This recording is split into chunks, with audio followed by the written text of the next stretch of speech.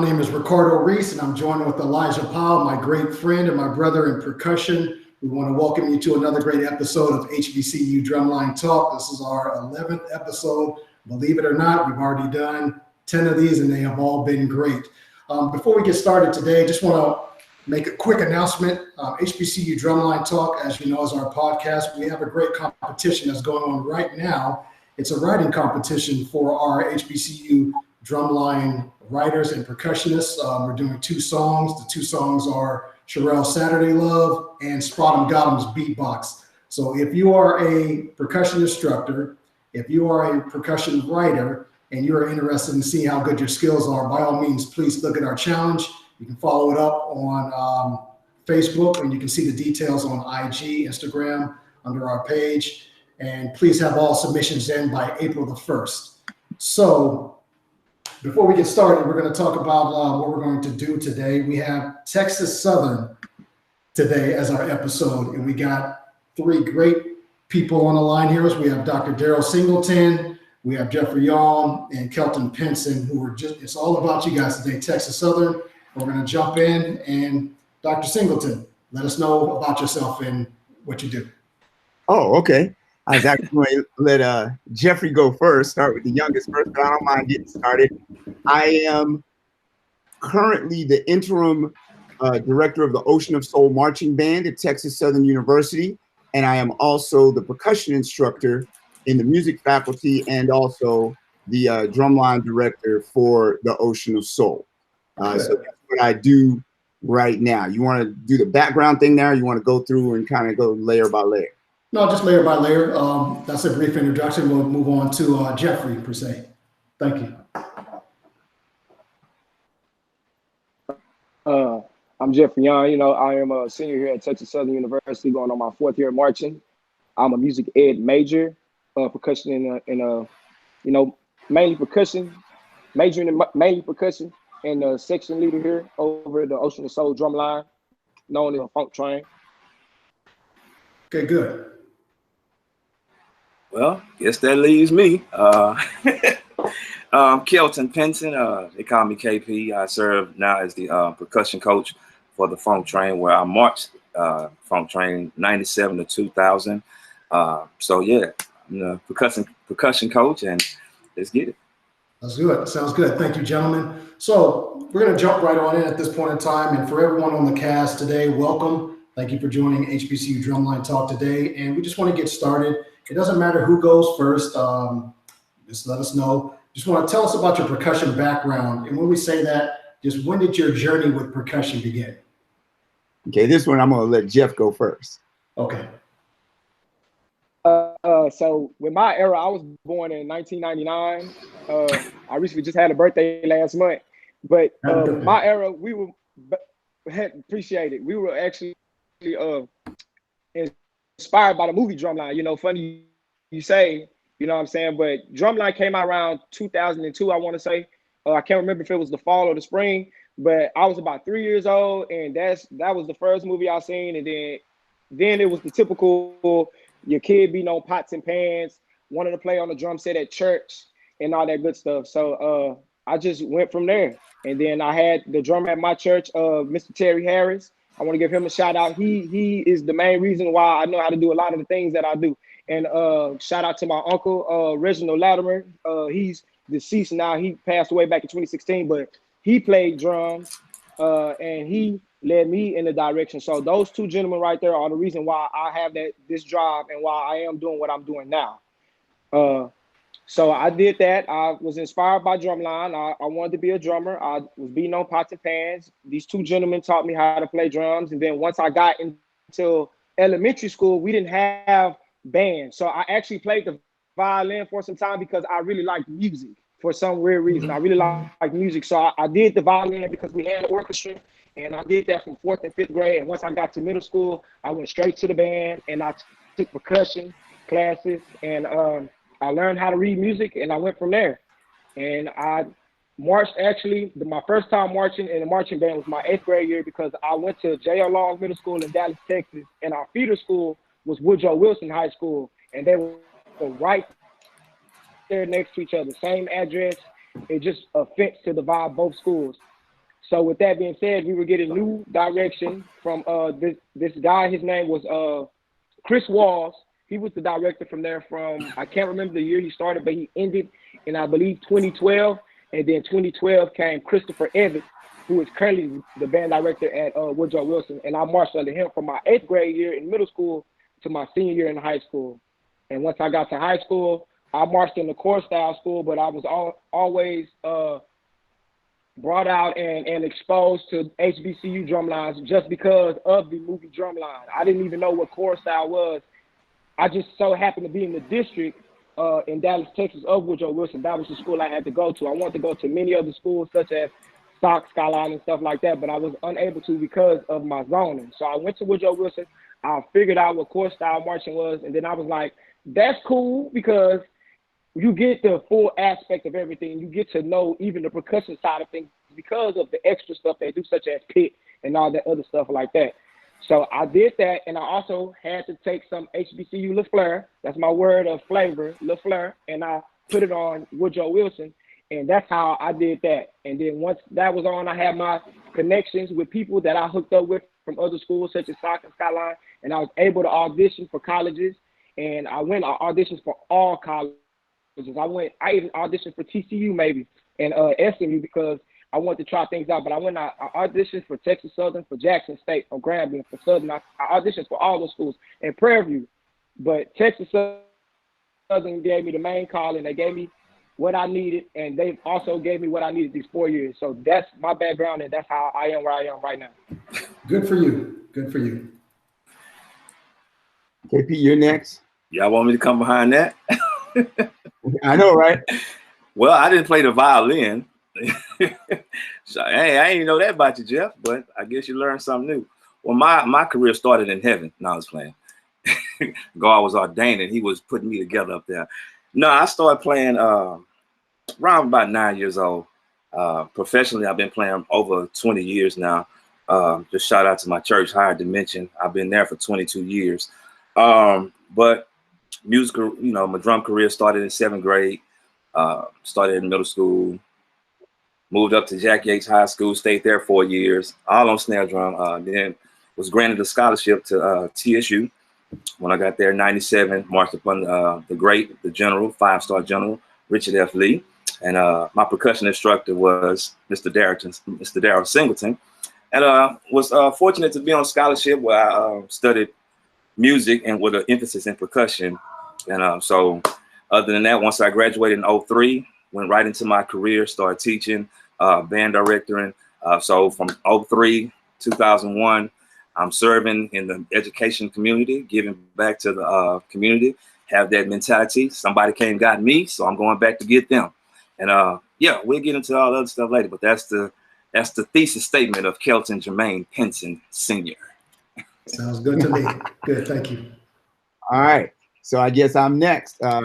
Well, I started playing music when I was 6 years old. My mom was very much into art. She was a theater person herself. She actually acted in a play with James Earl Jones back in the day in Washington, D.C.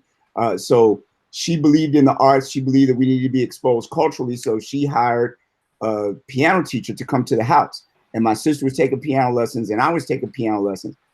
And as I remember it, my sister had a piece that she was going to play on, the yearly recital that piano students do that needed accompaniment, and it was bongo accompaniment. So I got a chance to do that. And I took more to the bongos than I did to piano. So my parents asked me if I wanted to take percussion lessons. And I said, yeah, I really would like to do that. And then probably the biggest, I went to a summer program at a school at that time. I'm from Washington, D.C., by the way. And then I think the biggest fork in the road was they gave me a choice of taking lessons with Miss Yvonne Gardner, who was a classical percussionist, or the guy across the street who played drum set. And I'll just date myself. This guy had a big Ludwig Vista-like kit. I remember it was red, had all the toms and everything, single heads, because that's how people played back then in that decade, which I'm not going to mention just yet what that decade was. But so he was kind of scary. He used to walk around in what we you know, an undershirt, what we call now wife beater all the time, or some people would call that. And he was just kind of scary. He was big. And I was like, you know what? I'm going to take lessons with her. And so I ended up taking classical percussion lessons, learn how to read, learn how to play all the instruments that are early, you know, relatively early on, playing mallets and all that kind of thing. And so that was my path. I was in a great program called the Washington, D.C. Youth Orchestra Program for several years that met on Saturdays and every day during the summer. So I had a really good foundation in percussion, as it were. I ended up going to a private high school out there, DeMatha High School, and they had a really great music program in the 80s. This is in the 80s. No, I'm sorry. I graduated in 1980. This was in the 70s. And yeah, I know, dating myself there. But even back then, we had a wind ensemble, a concert band, a beginning band, a percussion ensemble class that met every day, a jazz ensemble, and a pep band for the basketball games that was really the feeder for the jazz ensemble. So I was blessed to be in a program that really exposed me to a whole lot of things. And then the next big crossroads was my sophomore year, I think it was. Sophomore year, I think it was. A friend of mine was in Solo and Ensemble Festival, and he was playing a mallet solo. And I was like, oh, that's cool. And I decided to learn it just for fun. And I didn't even know what Solo and Ensemble Festival was. I was just playing for fun. And the band director, John Mitchell was his name, he came to me and asked, well, do you want to play that in Solo and Ensemble Festival? I was like, okay. And he actually got me in on another county's festival because our festival had already passed, but he was a big wig in the state. So he got me in on another one. And that was when I really started looking at music as a possible career. From there, I went to Howard University. I marched there. That was my first time marching because in high school, we didn't have a marching band. I majored in music education, but my teacher, Alfonso Pollard, who actually now works for the Musicians Union on a national level, he was my teacher, and he treated me like a performance major. So I learned, you know, I got to play in a professional percussion quartet early on. And from there, I went to Florida State, majored in percussion, got my master's in performance. And then I've just been teaching and playing pretty much ever since. I've subbed in orchestras, I've played jazz and everything else. One thing that these two guys didn't mention is that both of them are all around percussion. Jeff is working on his senior recital right now, and he's playing multiple percussion, 4 mallet, marimba, all of that kind of thing. So I think that that's important for everybody to realize that you don't have to forsake the rest of the percussion world to be relevant in the drumline world, right? And if you want to have a future that involves more playing, the more you know how to do, then the more your phone can ring and you can say yes. And I'll instead of saying no. Yeah, right. Say, no, I can't. Right? Yes, I can. Well, thank you, gentlemen. That was an awesome introduction, and we're pretty much going to get on into it. Thank you. So, Texas being a big state, please talk to us about the student makeup of TSU Drumline. I guess where are the majority of the students in the Drumline from? I would say, and KP, correct me if I'm wrong. Correct me if I'm wrong, KP. We usually at least 50% from Houston in general. Some years it'll be more, but it's never less than 50%. Never less than 50%. And when I was marching, even when I was marching and teaching the drumline, we had some cats from Mississippi, things of that nature. Trying to think, Louisiana, but most, like say, 50% of them came from Texas, mainly Houston, though. Right. If we include Texas, it might be 75%. Oh, right. Right. But I'm saying there's 50% are from H-Town. Yeah. That come from right around that area. But we get a lot from, depending on the year, like there's areas where we got a lot of people from Mississippi, where we got a few people from Louisiana. Probably one of the biggest, not barriers, but considerations for people from Louisiana and Mississippi and Alabama and things like that, especially if they play snare drum, of course, is the playing style. And that becomes a challenge for some people. But I know a few students that came from Louisiana specifically because they wanted to play a different style than what they grew up doing. Okay. That's interesting. So you guys have the majority base, like we talk about as feeder schools. A lot of that comes out of Houston, correct? And then every once in a while you'll get an overflow from like the other states, Mississippi, you said Louisiana and everything, but the majority of your folks, do you have folks coming in from like, the East Coast, up north, even from west? We have had people, the twins come to mind. We had some twins come from Detroit. Okay. And they came down. They actually went to a core style school similar to Jeff, but they came down because they had been looking on YouTube at all the different drum lines, and they liked what they saw at Texas Southern. So both of them came down, and they're a really great story because when they got to TSU, they didn't get a drum right away, right? They were kind of off to the side, and it was about, KP was about halfway through the season before they actually were able to march a game. Pretty much. Yeah. So but by the time they left, they were two of the strongest players on the snare drum line. So they came in, they dug in, they got into the style, they got into the rudimental type things and just our lifestyle and our culture that we know as our HBCU drumline culture. And they were two of the strongest players. They were by no means the weakest players by the time they got off the line. Right. Good for them. So that's good. You guys got a good mix in the drumline and everything. And I just wanted to segue, Dr. Singleton, just to talk to us about, the challenges of the hats that you wear. And I know that you're the interim director of bands for TSU right now. So you're pretty much got that hat to wear. And now you're the percussion instructor. You look over all the students. Just talk to us about some of those challenges that you run across wearing those two hats. Well, the challenge is more than anything else, time, right? Time and attention. I remember when I was asked to step in as interim, well, actually I was voluntold to step in as interim band director, that one of the first things the drumline was like, well, so you're not gonna ride bus 5 anymore? Because I think the first thing we did after that, I did ride bus 5. But the thing is, I needed to be on bus 1 because that's, where the band director's supposed to be and everything. So there was a little bit of jealousy on the part of the drumline of now having to officially share me with the rest of the band. I mean, they always share me with the rest of the band anyway, because before I was interim director of bands, I was also the person that taught most of the drills and on the field. And I was the person that does the calisthenics and keeps the band in shape. So I always did work with, the entire band on different areas. But when that happened, it's kind of like it got real that he's not just the drum instructor. We can't claim him for ourselves. I mean, some of these guys, they would actually, other band students would feel a little intimidated coming in my office because they weren't drummers. They're like, I didn't know if I could come in because I wasn't a drummer. And they would sit in the office. Yeah.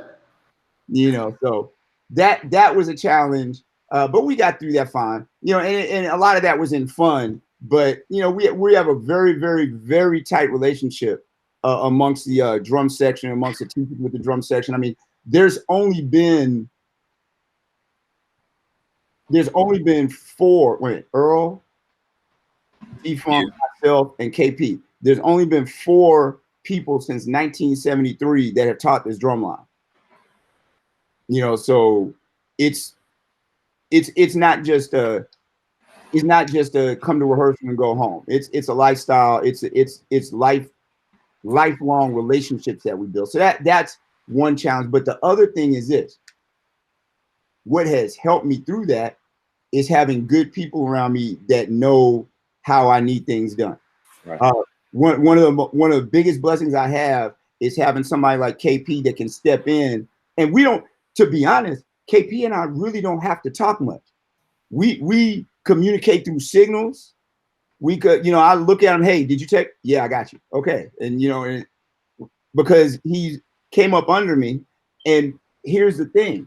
He came up under me for 1 year, a year and 2 months, right? Because his second year there was when I had left, my family and I, we moved to Mexico, were missionaries for 5 years. So he came in, I was there his first year, I was there part of his second year, but that relationship had built so tightly that right now it's like, it's very easy to work with, right? So that's amazing. And then when we get students that come from, because we have a couple of former students that are teachers at different high schools on the drum line. So when we get students from those schools, it's like you just keep that pipeline going, and it's very easy to keep things rolling because everybody kind of knows what's expected. Okay, good. Just want to ask the two gentlemen, KP and Jeff, especially Jeff on the line. Now that Dr. Singleton is wearing a different hat at this point, I'm sure he's always connected to the drumline in some way or another. Jeff, do you find it, have you noticed it a challenge to actually get in contact with Dr. Singleton in regards to, hey, I want to talk to you about this, or I want to talk to you about this in the line or anything like that? Do you ever run across those challenges? Never. Oh, okay. That's good. I mean, I only asked that because maybe per se the hats that he's wearing may be kind of hard, challenging to, you know, just really focus and get a hold of them. But like I said, never. That's good. What about you, KP?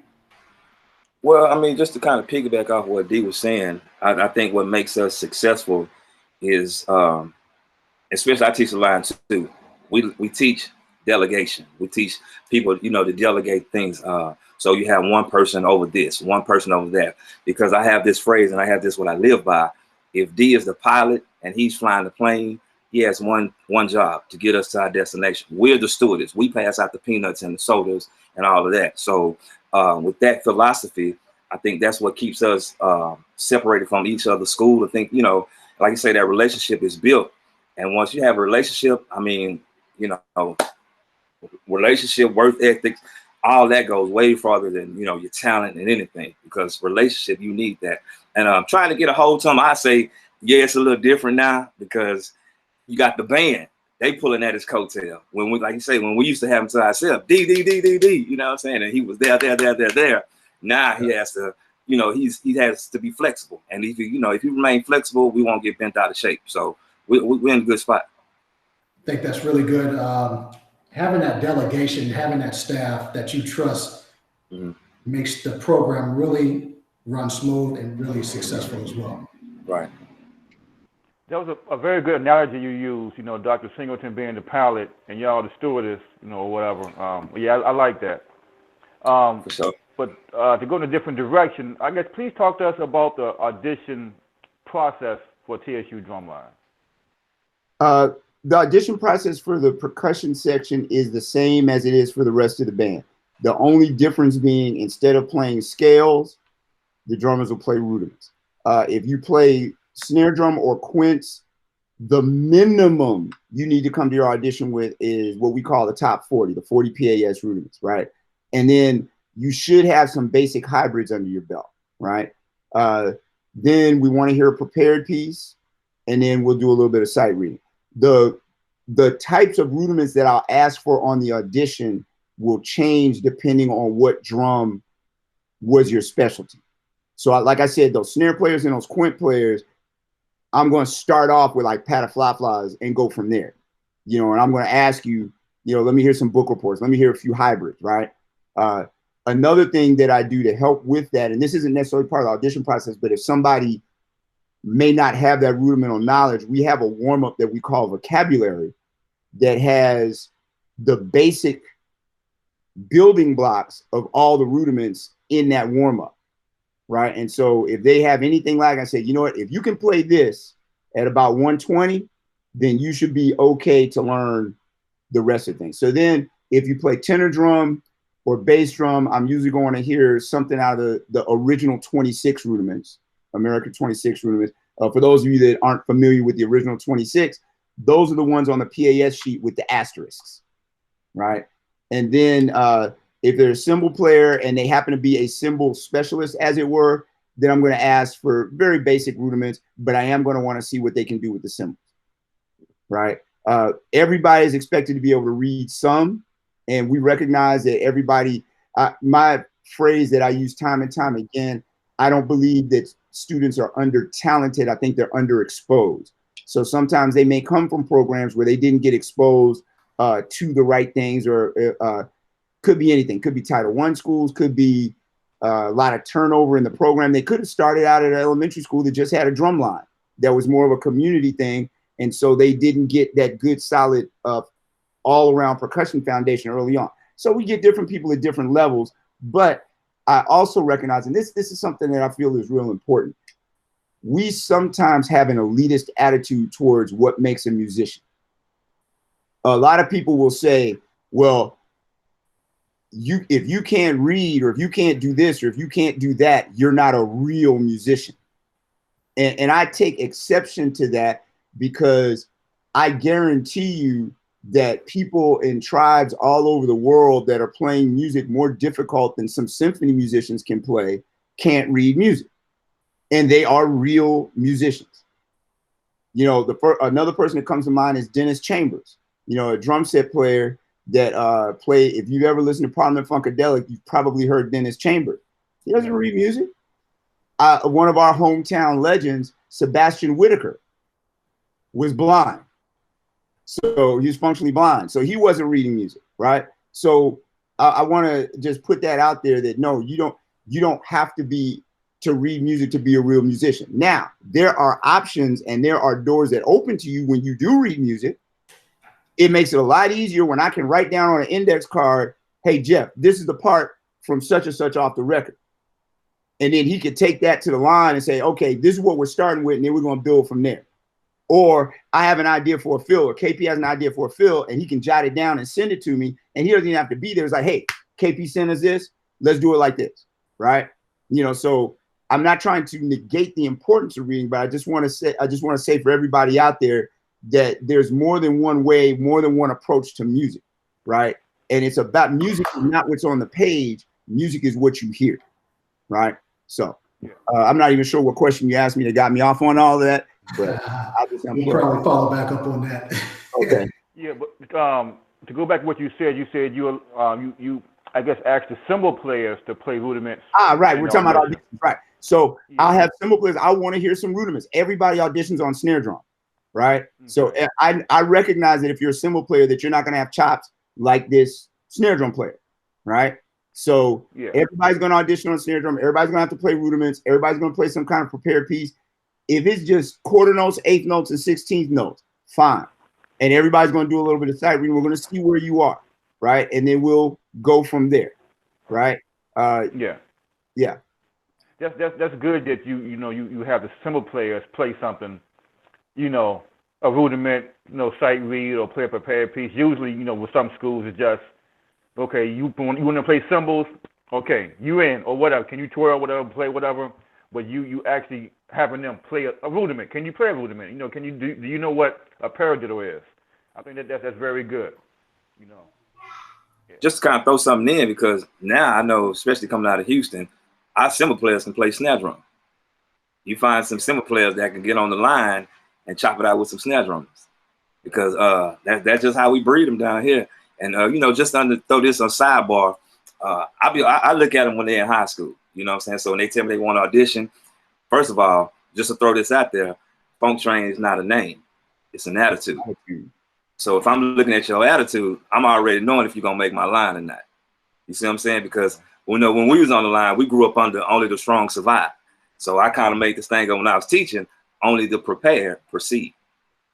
So, okay. You feel me? Okay. Feel you. Jeffrey, you got anything to chime in on that?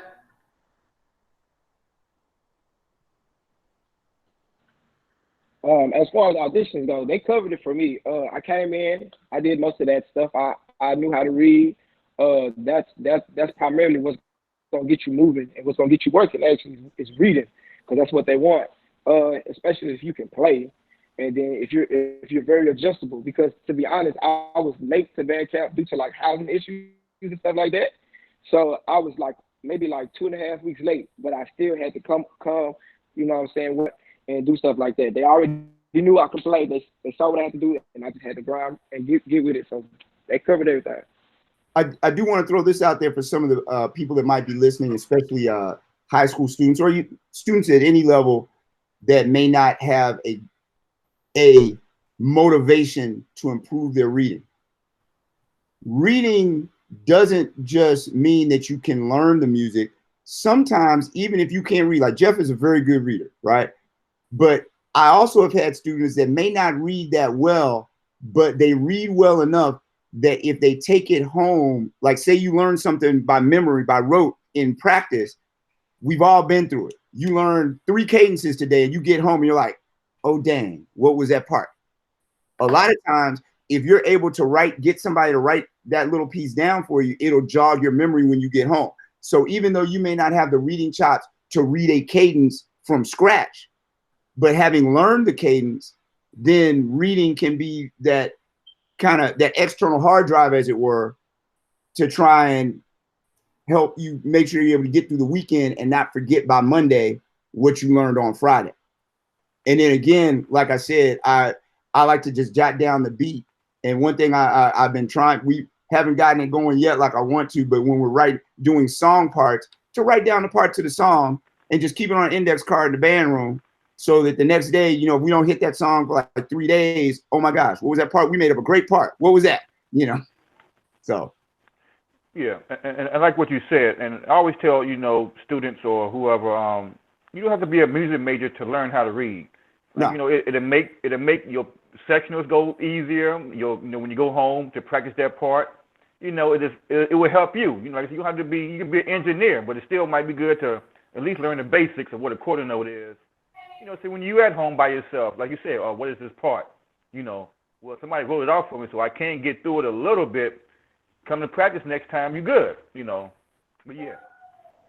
Let me ask this question since we're on the topic of the audition process. And Dr. Singleton, you brought something up to me that just rang a bell for me. So you have the kids that come in nowadays, and when I say nowadays, most relevant, they see a lot of things on YouTube. They see these advanced, these hybrid rudiments, right? And they're really good at them, or they work really hard at them. Do you find some kids that when you ask them, hey, I'm going to talk about the original 26, they're like, what's that? I'm going to tell you a story, and if the person who this story is about is listening, they're probably going to get mad at me because they were. I saw a kid in middle school that was on a drum line, and they were in a drum competition against a school from another state. And it came down to it that the drum lines were tied. And so at this particular battle of drum lines, they said, okay, we're going to go with a one-on-one battle, right? I mean, similar to what you might, you know, it's kind of sort of what you might see in Drumline. I mean, yes, yay, Drumline, because we got people like Jeff that got inspired, but all of us that are in the business are like, Drumline is like one of the best things and worst things that happen, you know, to HBCU bands. But anyway, at least it gave us some exposure. And I will say this, sidebar, it's a lot easier to tell people what I do now. When I say, well, I'm not in that kind of, I don't teach that kind of band. Well, what do you, I said, well, did you see Drumline? Yeah. Okay. It's kind of like that. Right. You know, but so the person was on stage and it came down to calling for rudiments. Right. Now I'm going to admit I was biased towards this person. So I said, I'm going to give them, I know they're going to eat this up. And I just said, I think we did rolls or something. Then I said, Hbcu. And the KP, were you there? Okay. And the person could not play Hbcu. They didn't know what a Hbcu was. That's the original 26. No, but here's the thing. The person was playing Chutra cheeses and all this other stuff. So I'm like, Hbcu's, I'm giving this to the person. Yeah. Right? Because in my opinion, this person could play better than the other person. All right, well, let me throw this. I'm going to tee it up for you. All you got to do is knock it out the park. Hbcu's. No, sir. The person could not even think of what a Hbcu is. And one thing that KP, if you've seen Star Wars, you know, Yoda said there are always two. So I don't know about other drum lines, but I know on my drum line, there's always two.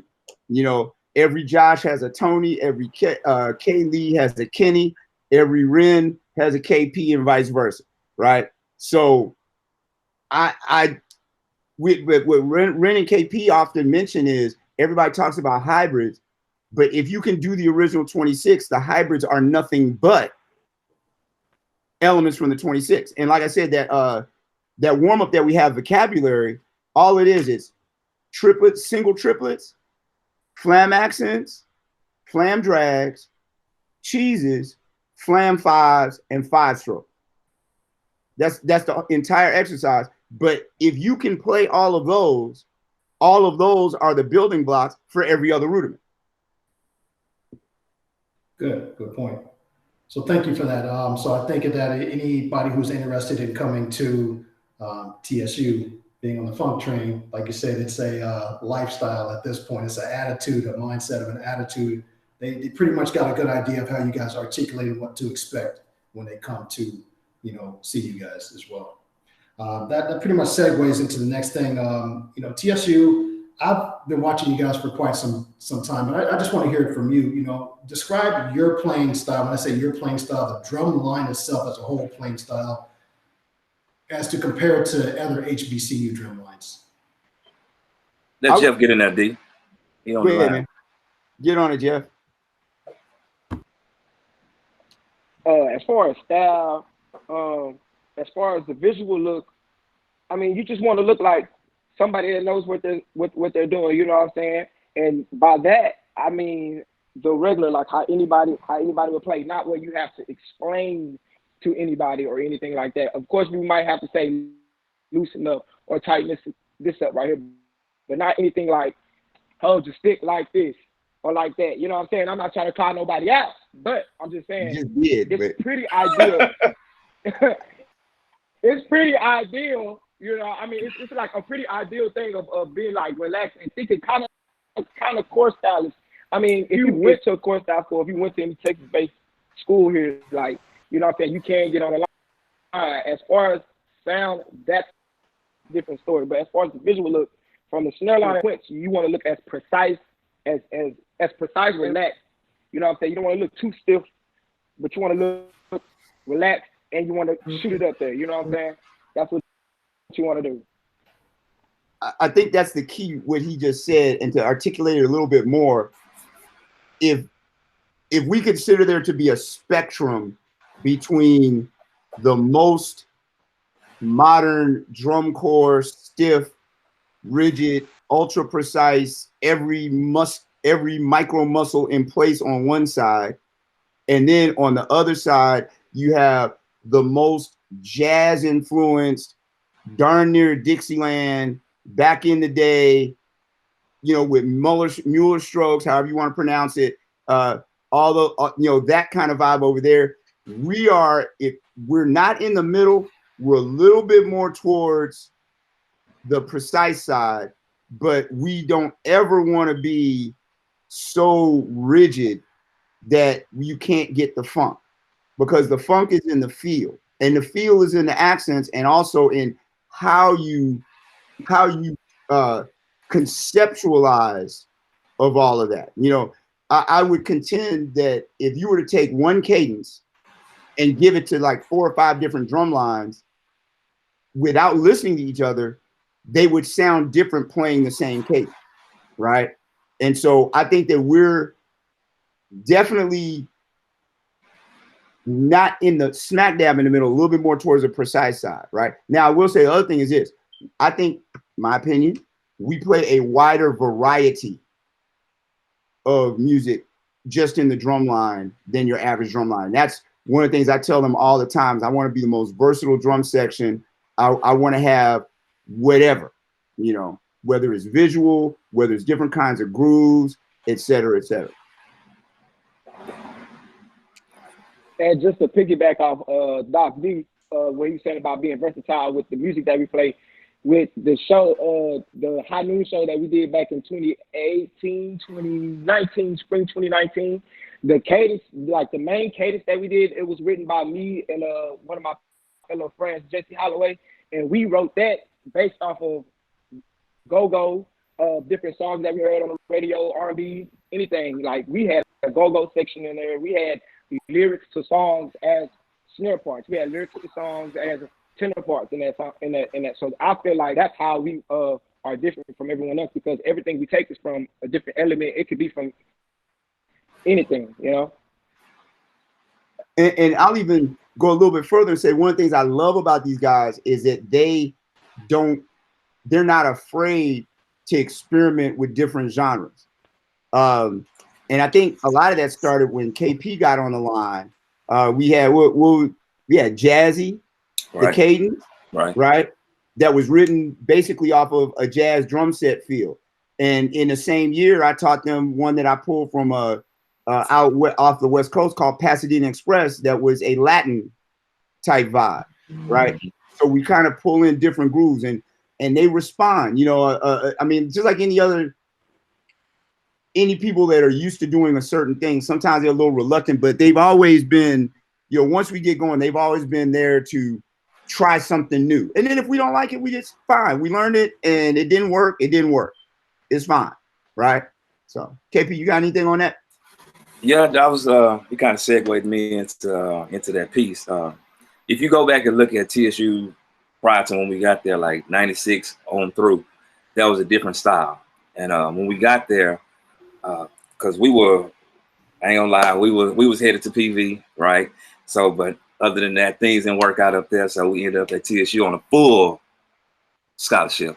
Let me, before you finish, KP, let me say that the year that KP came in, I got, at the time, the vibe was, if you want to dance and funk, go to TSU. If you want to play, go to PV. That's what it was at the time. Right. But that particular year, I got the 3 best snare drummers out of Houston came to TSU. Right. And that was KP, Renford Joseph, and D-Rock. What's Derek Atkins. Derek Atkins. Yeah, so we were hearing that, being the versatile drum section, it's like you say, well, his second year, our second year, he left, right? So we went up under the G-Funk, Garnett Foster, and he pretty much took his hands off. He said, man, do y'all thing, right? Because Mr. Lee gave us the section our second year in the band. And so what me and Ren did when we had this we had this vision, and it was mainly like this. Why go to PV and be just known as 2 more cold cats on their line when we can go to TSU and build a bridge for others to come here too, right? So when we came, it didn't happen until like in '99, we ended up marching with 3 snares, right? It was our section leader, Matthew Ford, myself, and Ren.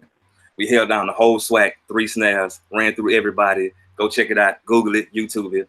But in 2000, that's when it happened, right? 2000 was the shift of the funk train, right? And everybody, that's 21 years ago. We take that line right there because it was me and Ren and 6 crabs. So you already know you had to come on with it. If you want to sit there, and that was our senior year because we made a pact. We're doing 4 years and we've done it. We can't help this section out in 4 years, but we had to focus on our degree, right? And that's a phrase I tell them. If it don't work out for you on the drums, it's okay. Put the drum down. We'll be friends, but go get your degree because that's what you're here for, right? Mm-hmm. So what we did, I said we had that vision, and we just kind of just took the train and we just advanced it. We didn't change the book. We just enhanced the book. You see what I'm saying? And that way, now, when people start typing in TSU, now we became relevant. It was a conversation now. Instead of just, now everybody want to shoot down 290 or everybody want to go down to Jackson. When you saw the phone train come across your screen, it was like, it's a little different taste in your mouth now, right? So now everybody else after that, they had to uphold that because what's it? We don't break records. We set standards. You feel me? So that standard being set, everybody that came in, they understood we're going to be the versatile drum section on the planet. And when you come in, if you can't read, like D say, that's how he did us. I remember after every classroom, because I wasn't a fluent reader when I first got to TSU, right? So what D would do is he told me, say, play something. And when I played it, dude wrote it, right? So that's when I was like, dude, it's cold. He wrote it and he said, look, this is what you're playing. Every time you see this is what you're going to do. And every time after, he would say, grab some floor. So me, Ren, D-Rock, we'll be coming out of theory class, be sitting right there on the floor, just going at it, right? So I say hard work pays off. And like I said, man, I can talk about this all day long, but yeah, that's what it is, man. That's what it is. I just get excited when I start talking about it. You guys gave some good information there, some really good points that you pointed out. And I liked all 3. Everyone that said something gave some really good points to that. And, you guys got a drum line that's definitely, the train has been moving. It's really going now. So that's what I liked about that. Appreciate you, bro. Yeah. Jeff, I like what you said when y'all wrote, I guess you said the High Noon show, y'all use go, I guess different, songs. And then Dr. Singleton, you said, you, I guess, encourage your students to listen to different types of music. And the same thing I do with my students, they'll ask, how you come up with this idea, or I need help writing this. Just listen to other music outside of what you hear on the radio. Listen to that Latin song, that Latin band, or that techno band, or listen to the African rhythms over in Sierra Leone. I like what y'all say. Y'all listen to different, a variety of music. When I guess you composing cadences or whatever. So I guess being that it's a school that's an hour away, Prairie View, in the same state. I guess talk to us about the similarities and differences, between Texas Southern and Prairie View, being y'all in the same state. I'm gonna make one statement, then I'm gonna back off of it and let them have it. For me, the biggest difference between us and Prairie View is, one, on that spectrum that I mentioned, Prairie View, my opinion, is even further towards DCI as far as their playing style and their approach, right? And the other thing, which means that it allowed where we are as far as what we want to bring as far as funk and all of that, we're coming from a different headspace, right? So to me, that's the biggest difference. Prairie View doesn't do funk trains, right? And by the way, funk train started at Texas Southern. That's why it's called funk train. So the idea of the drum section in 2 lines, doing a dance routine like you see at Southern and Jackson and some of these schools, all that started right here, right? Not mean to cut you off. I just recently learned, me being from the East Coast, what a funk train was. So you said it started at TSU? Yes, sir. Okay. Yeah. Okay. And in fact, what's interesting is my first exposure to that type of routine when I was at Howard, a guy from Houston that went to Forest Brook came to Howard, a guy by the name of Lan Richards. And a lot of people don't know who Lan Richards is, but if you've ever heard of Chris Dave, Lan Richards was Chris Dave's Chris Dave, right? From that generation, that next generation, the previous generation, as it were, right? Coming out of Houston. But he taught us a dance routine, and he said, "Yeah, this is how we do it in Houston, right?" And that was the nail in the coffin. Sometimes we went to battles when I was at Howard. It's like, yep, now we're gonna hit him with that dance routine. We line up in 2 lines and do our thing. And I had no idea at the time that was something that came from, down here. It's just something I learned because, like I said, I never marched when I was in high school. But yeah, so those are the biggest differences. We want to feel the funk. We want to make your head bob. In fact, we have a case called "Bob Your Head to This," right? And that's probably one of the biggest differences between us and Prairie. I'm gonna get up off of it. Jeff, I'm gonna let you get in here because Jeff is from Dallas, which is a hotly geographical locale between the 2 schools. So yeah, so I'm from Dallas, Texas. That's North Texas. And I want to say a lot of kids go to Prairie View from Dallas. Now, recently it's been like a shift. I would say maybe from a couple years, maybe like 2016, 1 year before me, of a lot of more kids, a lot of more Dallas students coming to Texas Southern University. That's how I heard about it, and that's how I got to get my connections.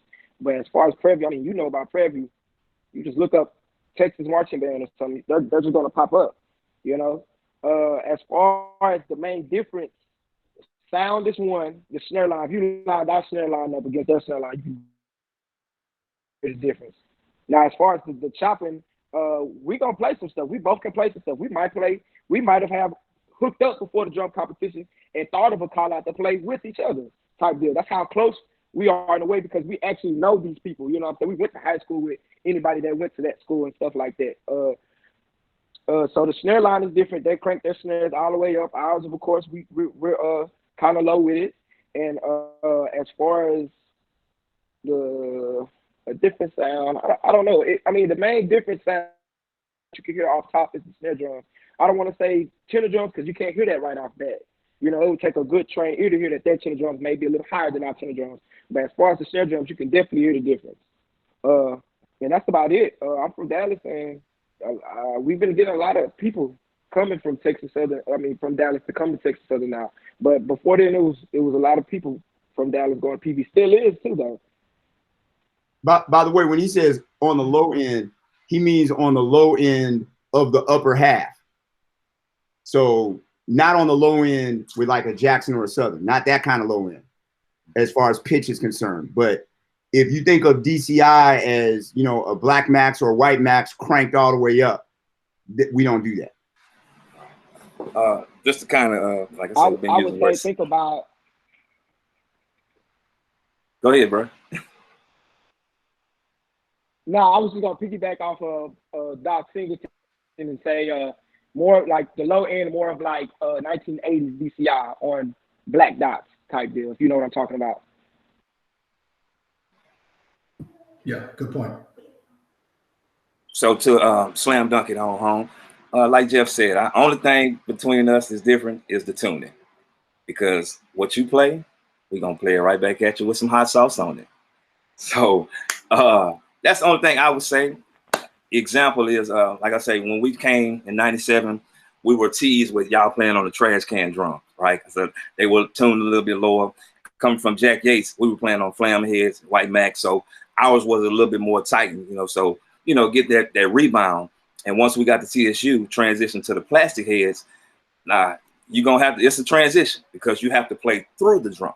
So, and that's a lot of difference between us and a lot of drum sections too. A lot of them just play on top of the drum, where we have to play through the drums to make it ring. You feel me? So when we came in '98, and first thing we told Mr. Lee was, hey man, if we want to stay relevant in this thing, we need some more drums. So he was like, what kind of drums y'all want?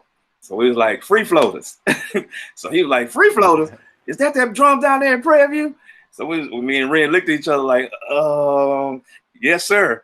He say, I don't know. I don't want that pop sound. So we was like, we got you, Lee. We got you, Lee. So that's that was another thing we did. We kind of changed the tuning. Like we went from a B flat to a B, just tripping. And that was one thing I say, the tuning and just how we make up cadences. And I try to teach the drum section this also. We start basically I start with the bottom first, because I have this formula. If your cadence is jamming without the snares, like the bottom is jamming, then once you add the seasoning, you have a masterpiece. But most people make up the top first. And it's a lot of going on, so you don't have nothing but a boom, boom to put in. But when you have a solid bottom, that's the foundation. Then you can build your walls and put your texture up, then put your light bulbs up. So that's the difference between us. You know what I'm saying? We arrange differently, and a lot of our cadence are bottom heavy. You know what I'm saying? When we add the top, it makes sense. It's a layer. You know what I'm saying? It's not just one particular sound coming out. You can definitely hear our layers and our cadences. But only thing that will be different is, like I say, tuning in that aspect, because like I say, they have some good players down there, but again, we have good players down here too. And again, that shift came along when they saw, again, not toot not harm, but when they saw us three top Houston cats at TSU, it changed everybody's mind. Like, man, I'm finna go over there, because Ren and Kelton over there, it's kind of like they knew us. It was like a popular thing. So we kind of just changed that, and that's how the funk train kind of grew with the Houston cats, basically. So I guess it's fair to say it's not so much of a rivalry between the two schools. I guess because y'all knew each other in high school and so forth. Well, let me say, I think it is fair to say it's a rivalry. Yeah, okay. It's definitely a rivalry. Now I'm gonna tell you like this. I can say this: it's a rivalry, but again, once we take those uniforms out, we do kind of hang out together, because one of my good friends is, he Skip Wilson. He's over, he's come from Prairie View. One of my good friends. Yeah. But they know once we put that T on, and once you put that whatever color that is down there, down 290, I don't know you. Yeah, I don't know you. And I do want to say this, that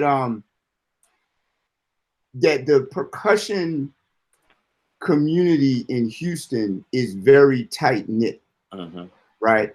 KP knows more of the young cats than I do, because he's out there and he sees them. But a lot of them know me simply because, and we have a competition down here called, where you heard it mentioned, the High Noon Drum Competition. And just to say a little bit about that, it is a competition that has been going on, I want to say 14 or 15 years or something like that. It's been going on for a long time. But even though it's a show style drumming or show band drumline competition, the organizer, Frank Sanchez, has always had real adjudicators, people that knew what they were doing. I've been one of the judges for a long time with that competition. The judges sheet that they use right now is one that my design. The composition professor at TSU has been a judge there, Daniel Adams, who's also happens to be a percussionist. But there's usually a mix of people from Prairie View, from TSU, and then he tries to get some other judges from different places. But another thing about that competition is that it has upped the awareness of our students in Houston about all of percussion, because a lot of my students that were at different schools, they incorporated marimbas and front ensembles and other kinds of instruments and things like that. And it became known, oh, well, if you want to do well at High Noon, you can't just go in there and just beat on the drum. Right. You gotta have some substance to what you're doing. You gotta have a design show. And something that KP said, I think we're probably segueing a little bit into one of the other questions I remember seeing on the list. But how we come up with the cadences, one thing we try to do is I actually teach my students orchestration, right? As far as you don't want to just have everything coming at you all at once, or they might make up something and I'm like, this is a really great line, but I can't hear it like I want to hear it. So maybe if you shave this away, shave that away, so we can hear the line introduced, then when you put everything back together, people's ears can follow that through. So we put a lot of thought, a lot of musical thought, musical logic into what we're composing and things of that nature, how we tune and everything, to give us, a uniqueness that other people don't have the same approach. Elijah, I'm glad you asked this question. And this is one of the questions that I was really focused on myself. Obviously Texas is a really big state, but I'm glad that, Texas Southern and Prairie View, just like all families, when we have our rivalries and everything, we come together, we can have our get-togethers, but, sometimes, there's some, conflict, or there's some, I wouldn't say conflict, there's some competitiveness there with each of the schools. But to our viewers out there, and to our fellow folks, percussionists who are amongst the craft, I will say this: these are two different schools, and there is a distinct difference. And I'll say this: the distinct difference is as simple as an eighth note and a swung eighth note.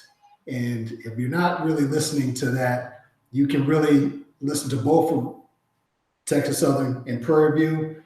Prairie View is on that straight eighth note. Texas Southern is on that swung eighth note, which brings another topic up. Dr. Singleton, you mentioned this very earlier in our podcast, and I said it's a little too far west. Well, I wouldn't say a little too far west to have like a go-go feel in Texas, but I'm glad it kind of makes sense to me now, because obviously you're from DC. And actually there's a cadence we have called crack that was there before I got there. That is straight go-go. Yeah, so there was something that was going on that I bring up, and that's what brings to my attention. When we talk about the two schools, there is a difference. There's a slight difference. It's eighth note and a swung eighth note. That's the difference that I would say. That's just one small difference. I don't know, EP, if you want to chime in on that. I like that. Yeah. No, you had it. To someone who's of the craft, really listen. You can shut your eyes and you can tell, regardless of what you're chopping, what you're playing, what the snare drums are playing, there's a difference. And it's that eighth note, straight eighth note, as compared to a swung eighth note. TSU is on the swung eighth note sign. That's why they sound a specific type of way. And to be clear, there's nothing wrong with either one. Yeah, there's nothing wrong with either one. So that's great. KP, you pretty much talked about it, and you guys were really touching on this, how you guys tune the drums, and that follows up into the next topic here. Just the choice of your drum heads that you're using right now. Take us through that process, why you like certain heads, how you tune and why you tune the way you do to make TSU sound the way you guys do. Well, do you want to hit that? Why we choose those heads? Okay. Well, I will. I am a proud educational endorser of ProMark company, and ProMark, as you may or may not know, was purchased by Dario, and so was Evans, right? So that's partially the reason. So we are not, and so we use exclusively ProMark drumsticks and exclusively ProMark quint sticks, right? We don't use ProMark bass drum mallets because we are fans of the blackjack, right? As a lot of HBCUs are, right? And for our chest tenors, we use the Ludwig 2333, as do a lot of people. So those are the sticks that we use, the mallet sticks and mallets that we use. As far as drum heads are concerned, we generally use the Evans hybrid gray, right? The reason we arrived at that head, we started out, we've always been a power stroke section. By the way, we still have power strokes in my office right now. And when we have the opportunity, like if we know we're doing an indoor show, when we did that high noon show, as a matter of fact, we played power 77s on there. That is the signature funk train sound. However, the signature funk train sound can get expensive because when you're playing through the drum, in order to get through the drum, you got to get through the head, right? So I made a financial decision, you know, as far as what can we do? We didn't want to play on phalanx heads or straight Kevlar heads. So when Evans came out with the hybrid heads, we originally tried the black ones, right, which are the softest. And at the time, we really had actually, I remember an Algin and a couple other people, we had about 2 or 3 people from Mississippi on the line back then. And they, when I say play through the drum, they played through the drum, and they were tearing up those the black hybrid heads because they were just soft, right? And I wasn't getting any kind of value out of those simply because if I got to replace those almost as often as a power stroke and it costs twice as much, no sir, right? So then we went to the Evans Gray, and we kind of like that sound. It's still not our favorite sound, but it is a durable enough sound. It's close enough to what we want, but also durable enough to make sense for us financially. And, you know, I mean, it is what it is, right?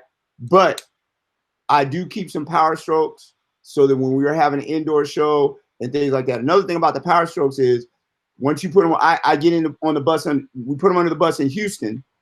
And then we drive to Mississippi, and the weather changes between here and there, and we get out, we got to run into a game right then and there. Power stroke is not guaranteed to be at that same tuning that it was when we put it on the bus, right? So there's a practical thing as well. With the Evans hybrid, with that hybrid head, then we're pretty sure that if we tune it, it's going to stay in tune, right? If it rains a little bit, no problem. If it's real damp outside, no problem, right? So of the type, those Kevlar type heads, we prefer the hybrid grades. But if we just had a head elf, you know, a head gremlin that could just magically change our heads anytime we, or you know, keep them in tune, we go with those power strokes. Right. We go with black dots on the bass drums. We find that that's warm enough and gives us what we want. I'm gonna get back to bass drums in a second. We used to use Ludwig silver dots on our tenor drum. We absolutely love the sound. We love the durability, but Ludwig stopped making them. So we went to the remote controlled sound, what everybody knows as the black dot, right? On our quints, I like a 2-ply head, right? So for a while, we tried the System Blues. They were okay. We were generally a pinstripe or Emperor drum section as far as that's concerned. And then when Remo came out with the color tones, I was like, well, I like those because we have silver drums. And so the red color tone kind of gives us school colors, right? So we use the color tone Emperors for games and just the regular Emperors for practice because obviously the color tones are a little bit more expensive, right? And we already talked about snare drum. So about the bass drum tuning, I do not have, I know a lot of people tune to pitch. right? And they pull out the tuning fork or they pull out the drum dial and get all the tension and everything. I have more of a Zen approach to it. I know when that drum sounds like that drum's supposed to sound, right? Because I don't think that you can take one tuning and put it on a different brand drum and it's necessarily going to work with the same heads, right? Because you got a few other factors. You got the shell, you got the counter hoop, you got a few things that affect that sound. So that I'm looking for a tension and a resonance, right? And I know when that drum is sounding the way that a drum of that size should sound. And I tune my drum set the same way, right? I don't have a pitch. I tune it like, nah, drop. That's too loose. Okay, there it is, right? And I just kind of get on the tension and they kind of get. We have one guy that used to be on the drum line, Gianni. He's probably about the closest on bass drum that he knows where I like those, and he's like, "Prof, is that it?" I'm like, "Yeah, that's it." Right. So we do use tonal bass drums of different sizes. But we do not use tonal bass drums and there's going to be an oxymoron, in the traditional sense of tonal bass drums, since tonal bass drums aren't traditional, but in the traditional triplet dry sound, my concept for the tonal bass drums is a car with a 24-inch speaker in the trunk. So that's what I'm looking for. I want to, boom, boom, boom, boom, boom, boom, we'll split up parts like that, so we'll have a song where we're playing primarily Scotch bass drum parts, but then we'll have a place, maybe the band's not playing as loud, or maybe it's in a cadence where it's a little bit exposed, and then we'll break it down like that, right? And so I want the tuning on the bass drum to be resonant. And another thing I teach my students is that you're trying to make the drum sound good over there, not over here, right? So go ahead. You correct me if I'm wrong. That's that 808 that you want to try to get that different 808 sound. Okay. Yeah, kind of like an 808 sound on an oversized speaker, on an oversized woofer, right? Okay. So I'll look for opportunities when we have a funky bass line. Say, you know what? On this part right here, split that up, right? So I think that's just about. Other than that, it's just quints. We want them to penetrate. We want our drums to project, right? And that's one reason that we don't tune them up so tight, especially the snare drums, because obviously the tighter it is, the less it's able to vibrate. The less it's able to vibrate, the less sound that you get. Okay. Yeah, I'm somewhat the same way with my bass drums at Virginia State. I don't use no piano, I use my ear. This is how I want it to sound, the top one, then I go all the way down. Because sometimes you got to change it, whether you're playing inside or outside, if it's raining outside, if it's sunny, so, yeah. Rick, do you want to chime in? No, that's really good. Just to talk to everybody and to our viewers, we've had some folks on the cast right now that have different methods, and who's to say what is right, what sound your school wants, what sound you want to hear is the best sound that works for you guys. Dr. Singleton, I like that 808 analogy.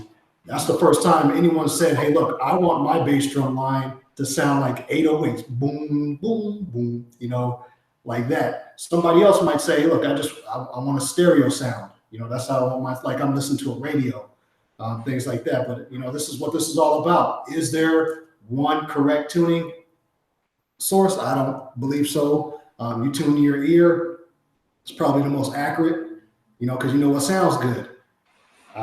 Some other folks might really like to be dialed into a certain pitch. Nothing wrong with that. You want to take the time to try to get it. The thing with this particular pitch is your environment could change that pitch now.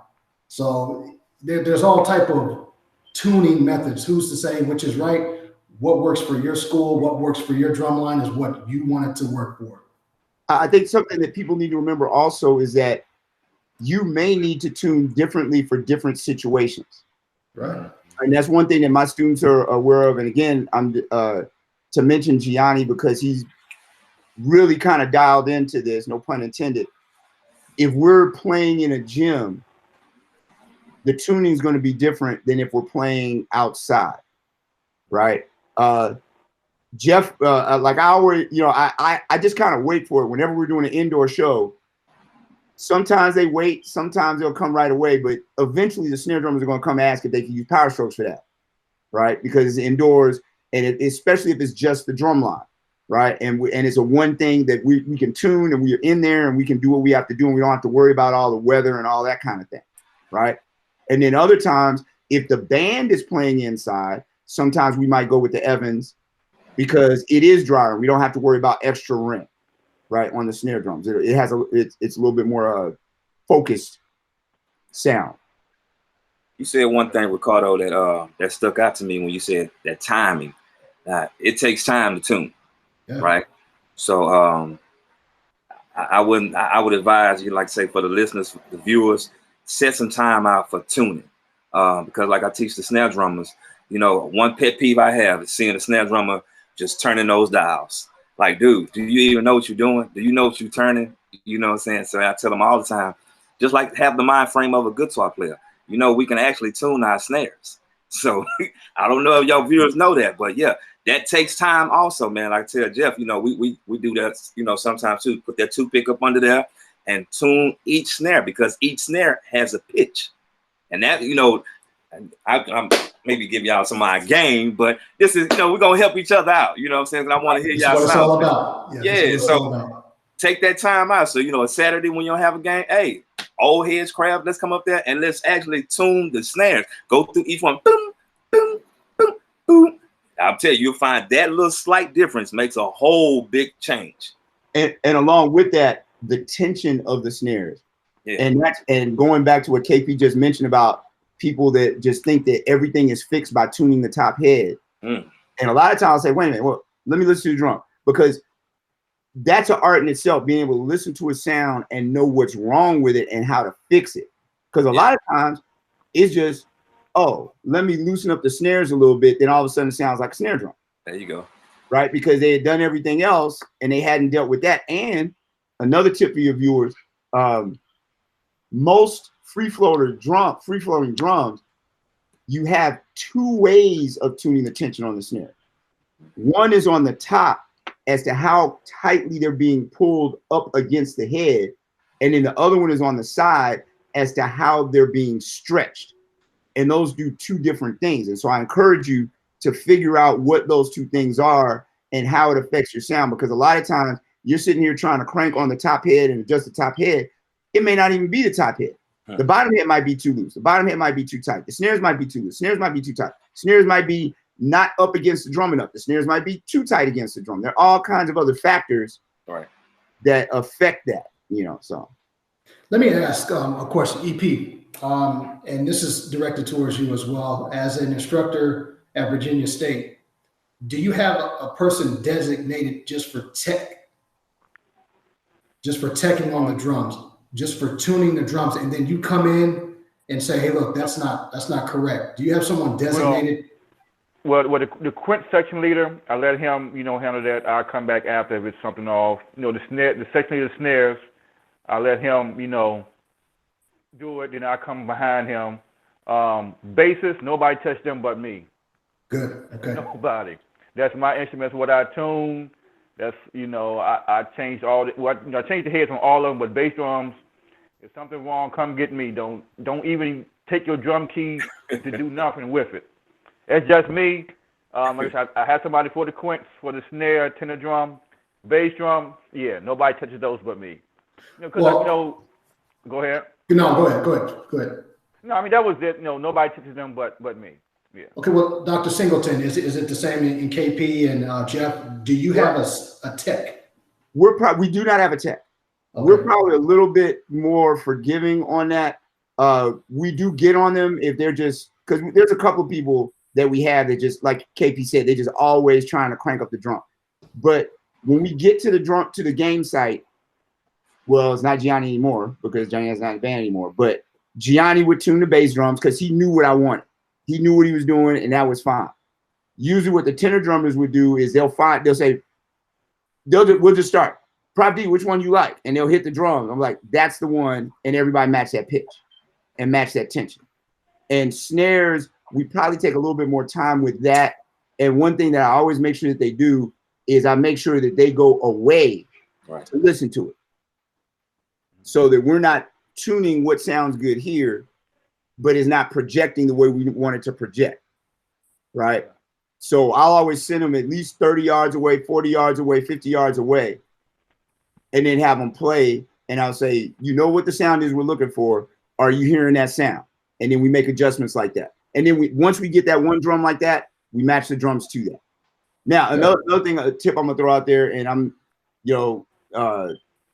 something that we're not as good with as I would like us to be, Jeff, is to make sure our practice drums stay tuned, because it makes a difference in how you learn things. When you get used to a sound, especially if you're blessed to have the same model practice drums as your game drums. I know some people, they might have practice Pearls and game Yamahas, or practice Yamahas and game Tamas, or whatever.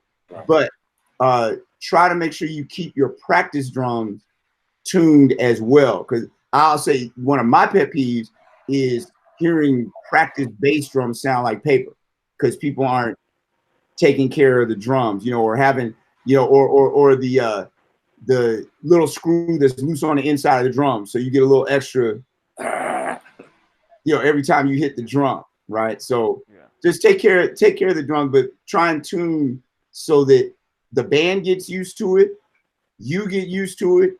You can fix balance things like that. Like, you'll really know how loud or how soft you need to play if the drums are tuned the right way, right? So there's a lot of things that come into that, but try and keep those drums tuned, and your heads last longer when they're tuned up. Jeff, you have something to say?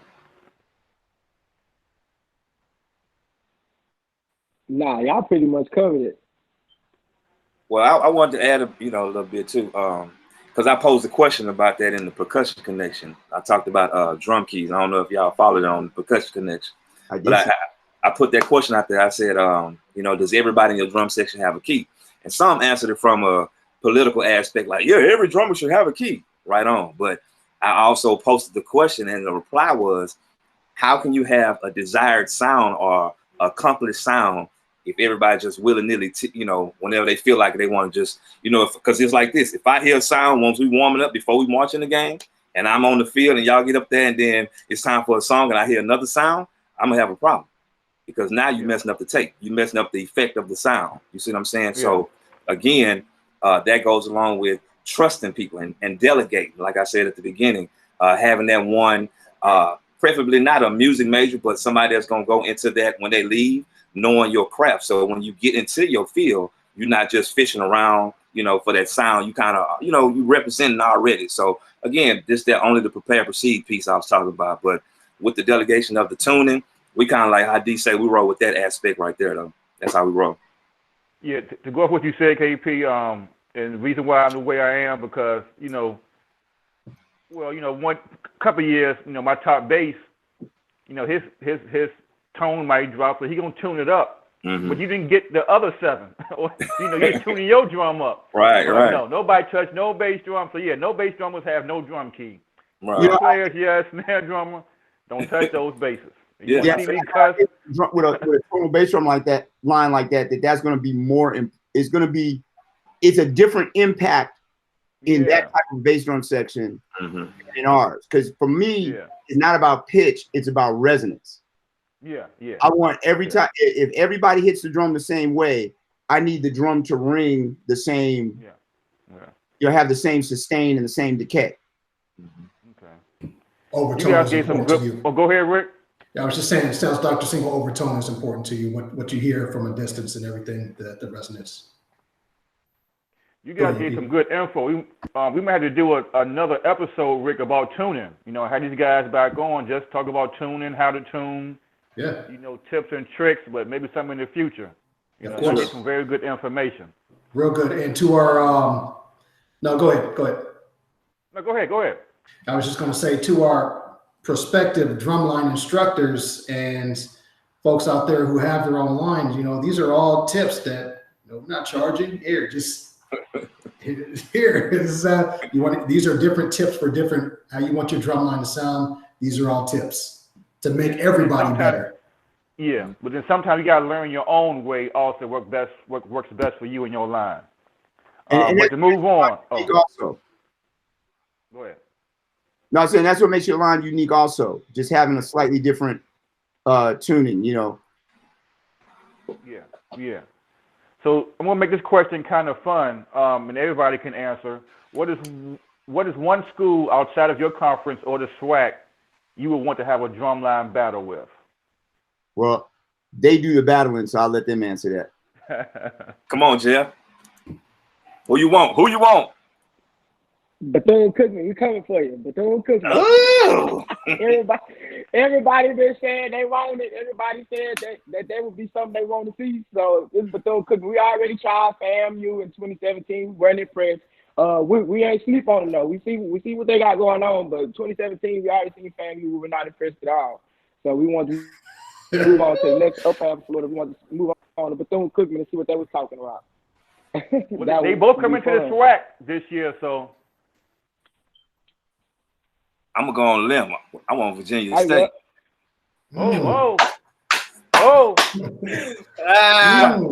Messing You know, with you, KP, I don't know if you was marching then, but it was Honda, and we was in the tunnel, and I think it was maybe 2012, 13, one of those years.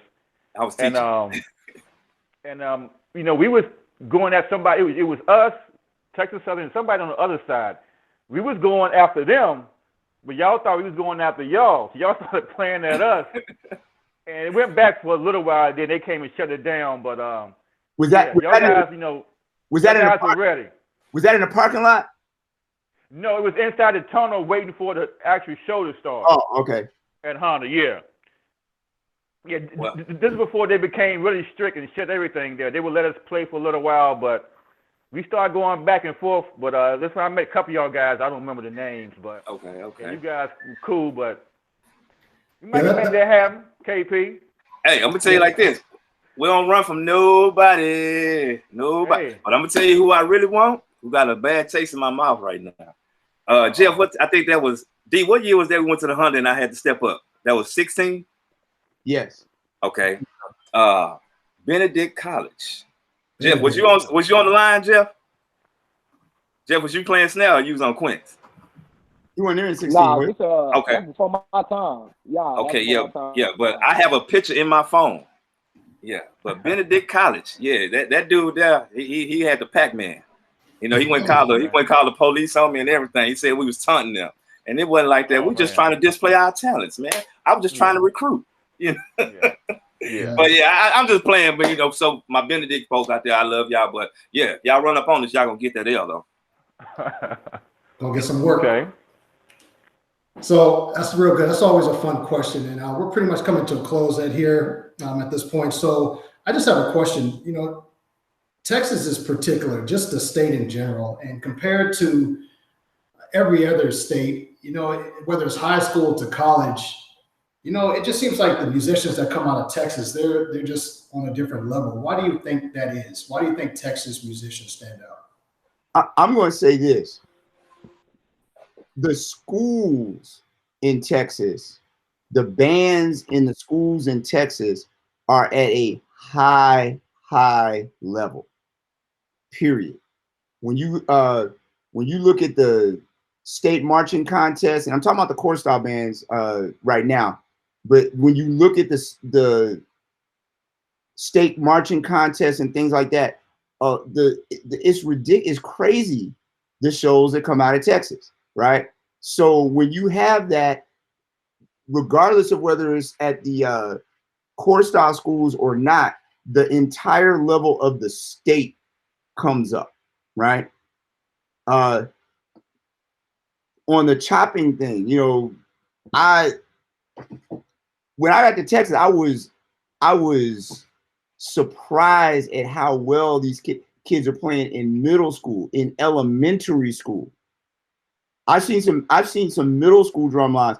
BC Elmore in his heyday will sit most colleges down. Shout out to Joe B. I mean, they will sit they would have, and I'm not exaggerating. I'm not saying that lightly. They would sit a lot of colleges down. The incident that I talked about, it was BC Elmore, it was a middle school. I'm gonna check them out. You have to go back in the day to look for them. Is BC Elmore still a thing? KP, did they shut that down?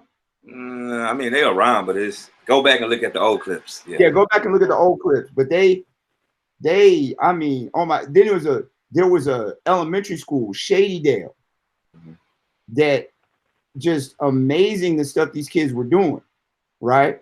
Ridgegate was another one. I mean, you got elementary schools that have drumline rivalries, and I'm talking about they're marching on full-size snares, you know, full-size tenor drums. Some of them would have quads. They usually didn't have full-size quads or bass drums, but they're out there doing it, right? So people get exposed to this so early. Sometimes I get kids that come to college that have been marching 10 years when they get to college, right? So that's what's amazing about it. And just musicians in general. I mean, just some of the jazz musicians that have come out of Houston, right, over the years. When I was at Howard, I think the top musicians on just about every instrument in the jazz ensemble were from Houston, right? So I don't know what else. It's just amazing. I look at what these kids play. It's scary. Yeah, it's scary.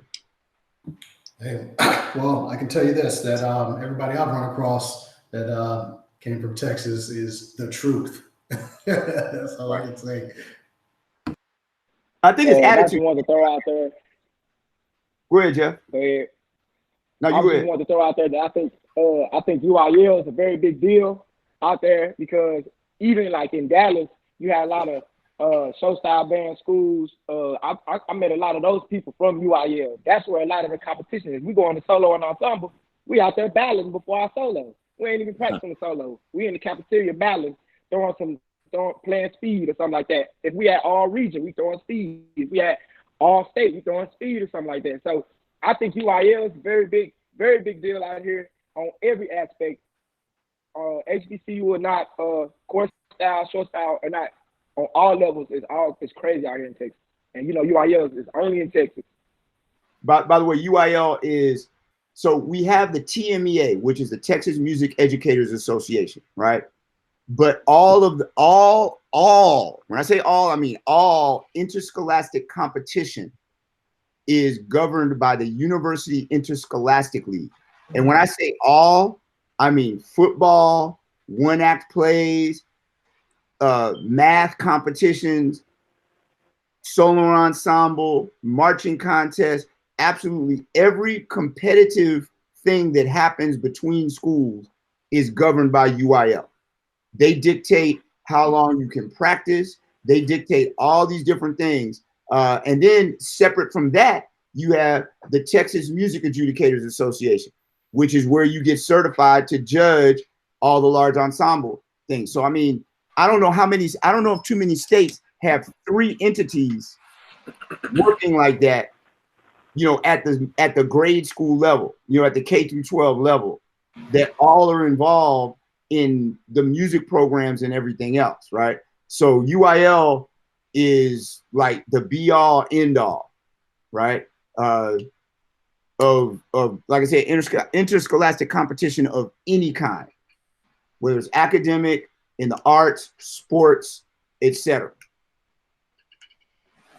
Let's wrap it up. With me teaching middle school, I think it's like D said, it's the attitude one.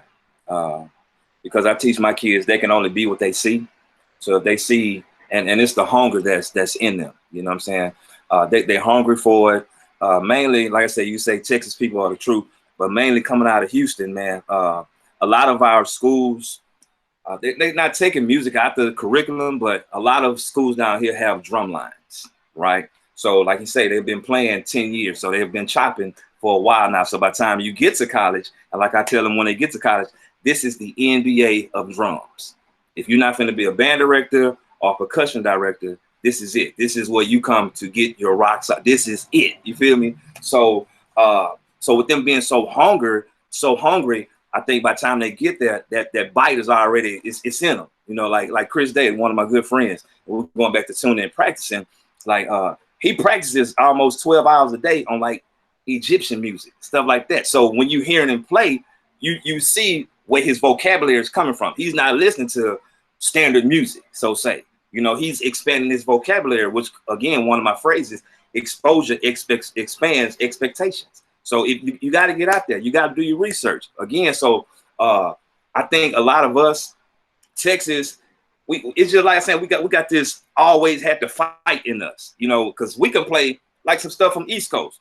We can play some literature that y'all have, but it's just how we approach the drum. It's gonna sound different. But when the East Coast try to play Texas stuff, it sounds a little different because it's about how they approach the drum. You know, like when we start battling with Southern, you know how Southern form is. And once I start hearing the literature change over there because of the, you know, the competition that was raising in the SWAC, you know, they started playing Flam Fives, but, you know, they had their stroke. It wasn't coming out as technical as how we approached it. You know, it's all about your approach, but that the attitude, being hungry for it, and just having that dog in you. You know what I'm saying? In Texas, we dogs out here, you know, and I teach them, hey, man, every dog bite.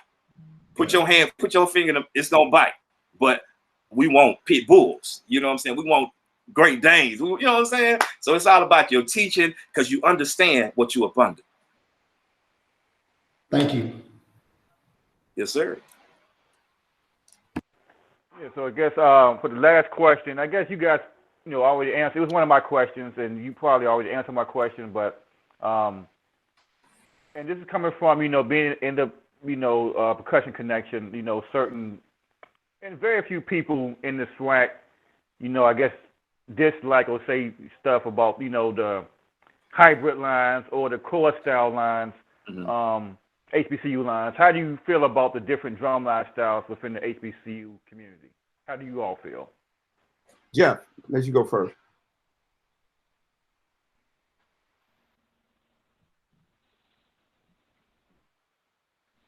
I believe the approach is great.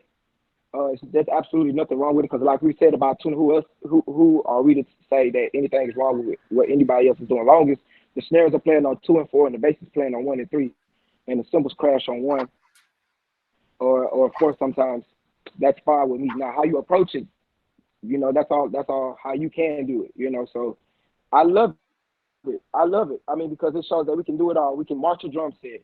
We can march a core style line. We can march harnesses because I know I've seen some HBCU players on the snare line have harnesses on. So if we can show we can do it all, then that's great. I mean, let's have a DCI band out here have some drop basses, you know, or put some power strokes on the drums. I would like to see that happen. I think it's, to me, like I teach the train, it's about identity, right? We have this thing, like again, another one of my phrases, we keep the gift the same, which is percussion, but we just change the wrapping paper, right? So a whole note in Virginia State is the same whole note in Prairie View, Texas, Southern, Grambling, you know, it's gonna get 4 count, you feel me? But you keep the gift the same, you just change your wrapping paper. So of course, I don't want to see everybody marching like, again, watch this. PV people attract PV, Southern people attract Southern, you know what I'm saying? But when you come to Texas Southern, I think, because I'm a product of the environment, this is the only band that I know can take anybody from anywhere and you come and learn our style and be successful. Because again, you go to Prairie View, it's only one cadence you hear when they marching in. That's that sequence. You go to Southern, it's only one cadence you're gonna hear when they coming in out blade head. You feel me? So again, but at Texas Southern, we have a plethora of things that we can come in on. But again, you know our identity when we come in because you hear that train coming. You see what I'm saying? So again, I think it's more about the identity, and everybody has their own identity again, but keeping this the same. Keep the gift, percussion, but just change your wrapping paper. Cool. My look at it is this. I agree with what they're saying. My emphasis might be a little different. I firmly believe that everybody has a right to express themselves how they want to express themselves, right? And I think it's all good because I believe that it all comes from the same root, right? I believe that we go back far enough, we all brothers and sisters. Everybody, all humans, period, point blank. That's just how I believe world came into being and how we came into being. So that's my ontological worldview. And that said, I'm gonna lay it like this, and this might, hopefully this isn't too deep for folk. When we look at the different races in the world, different races seem to be known for different things, right? You'll have one race that's real hard workers. You'll have another race, you know, when I look at Asians and I look at martial arts and stuff like that and how they're able to tap that bridge between natural and spiritual, because I don't believe there's a natural way to put your fist through 10 pieces of ice. You know what I'm saying? It's just, there's something that they're able to get in touch with. You have another race that's good at going in and running stuff wherever in the world. But my point being, without saying one's positive or one's negative, that if we all come from the same place, then all of us are part of the same humanity. And we would not have any of humanity, or if we lose any one of those things, we lose a part of humanity, if that makes sense, right? So now, bringing that into the music world, I believe we need all of it. We need people that whip stroke. We need people that are rigid. We need people that are in between, because it's all expressions of who we are as a musical human, right? And so I got no problem with DCI. I got no problem with show band. And by the way, even to divide the show band, I got no problem with HBCU show band. I got no problem with Big Ten show band. You know, Ohio and Michigan and all of that, right? I got no problem with your Stanfords and your Rice, you know, the scatter, you know, the mob kind of thing, right? I got no problem with any of that, because that's what your expression is, right? So I'm glad to have a chance to have an opportunity to see it all, right? I don't choose to do it all. I have my own personal aesthetic preferences of what I like and what I may not like. But I think that everybody has a right and a need to express themselves how they're expressing themselves. And I think that issue is more than just drums, more than just music. I think that's a humanity thing. Because I think that that's one of the things that's wrong with this world, is everybody's trying to lift up their one little piece of the pie, when it's the whole pie that's important. You know, and maybe if we look at how do we intersect with all of this, you know, we'll all be better off, and we'll be able to appreciate each other more. And we won't have some of the, and I know I just kind of went left a little more, you know, there, but maybe we wouldn't have some of the things that we have going on in our society right now. But even to break it back down, maybe if people understood that, then maybe we wouldn't have some of the animosity type things, because you alluded to this and you kind of skated around it as far as this confrontation thing. But unfortunately, there are people that their identity is their drumline or their band or what it is that they do. And if you do something different, or if you belong to somebody else, it's not a let's share thing. It's a nah, something's wrong with you thing. And I'm using my skill to lift myself up as a person over you. And I think that's wrong. You know, and so I think that's something to say too. Because yeah, do we get intense? Oh, heck yeah. But at no point do I believe that a skill that God gave me, by the way, makes me any better than somebody else. I may practice more. I may not practice as much. Whatever the case may be, there might be differences there, but this is not my identity to make me better than somebody else. This is just something, like KP said, this is a gift that we're given. The wrapping paper may be different, and let's appreciate all the different wrapping paper, you know, and be able to, you know, yeah, let's get in there and do what we do. And we put the mug on and all that kind of funk face, like we used to call it, and everything, put all that on, do what we do, take care of business. And then after that, you know, it's all good. Yeah. Yeah, I want to say, yeah, you didn't go left, but that was a great response. Great response. Thank you. Very well spoken. All three of you gentlemen, thank you. We have come to a close, and now we all know what time it is. It's the bonus round, and just going to be real quick with this. We give you guys each one school, because we have two things we got going on right now. Dr. Singleton, if you had to get your hands on any HBCU drumline outside of your conference or outside of your own school, and you had 30 days, who would it be? You need to like work with them? To work with them? Yeah, for 30 days. Who would it be? I mean, I got to pick my alma mater, Howard. Howard, okay. That's good. Okay. KP. I'm going to go with, I say Bethune and I'm gonna holler at my boy down there, Crunchy down there at NCAT, North Carolina A&T. Okay. So we got Bethune and NCAT. Okay. Yeah. They more of a, they gonna play. The literature is nice. The literature is nice. Yeah. Jeff.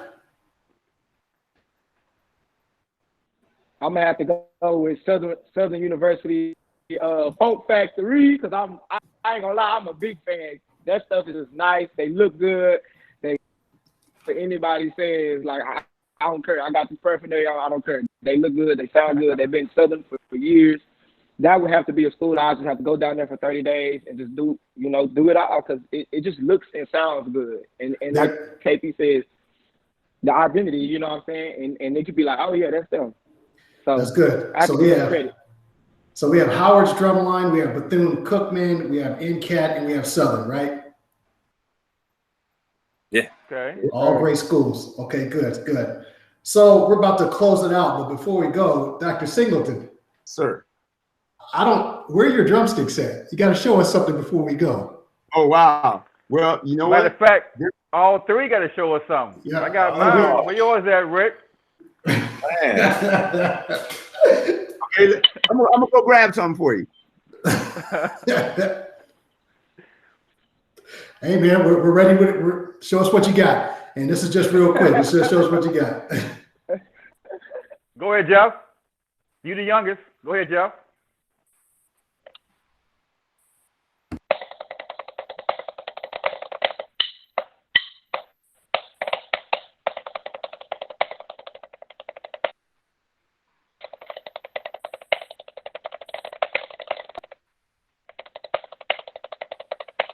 Come on now, stop playing.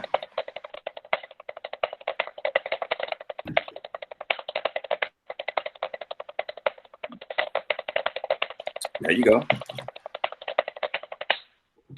Good. Mm. Yeah, I will say this, man. Your each every note sounded the same. Very powerful. I like that. Come on, KP. That's what I learned from Dr. Singleton. Y'all ain't got nothing on me, man. This is my other backpack in the truck. Come on, KP. Don't sleep now. Don't sleep. I already know. While he's getting straight, unfortunately, all my stuff is at school, so I'm gonna turn on your background, D. I say what? Your background. Yeah, I'm about to turn off the background. Hold on a second. Let's see if I got something. Where is that? That is never been meet before. Where's the settings? Okay, here we go.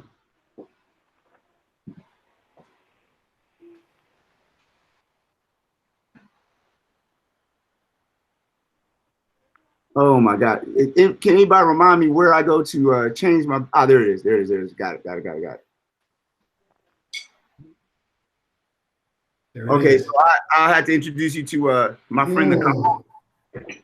So okay, I got one of those also. Okay. Okay.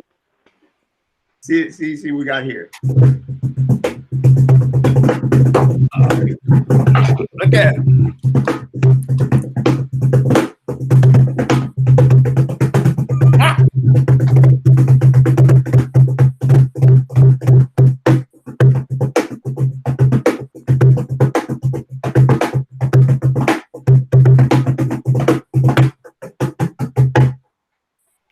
With the shoes off. I'm convinced. Nice.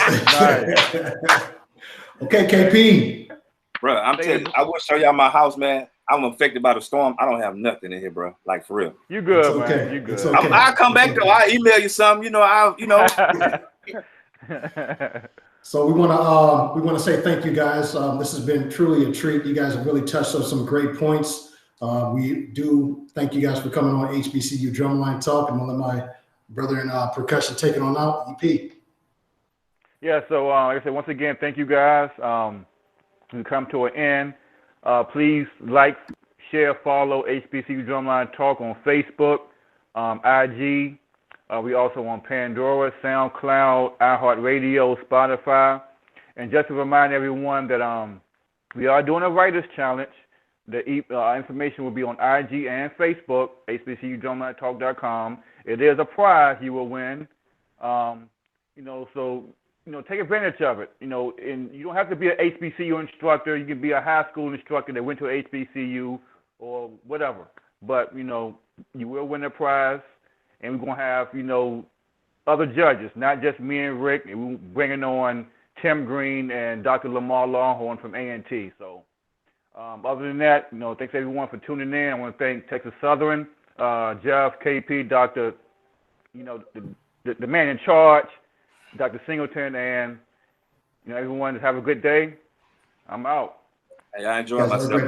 Thank you guys once again. Thank you, Mr. Elijah and Mr. Ricardo. I want to appreciate you guys for having us on here. Thank you. Absolutely.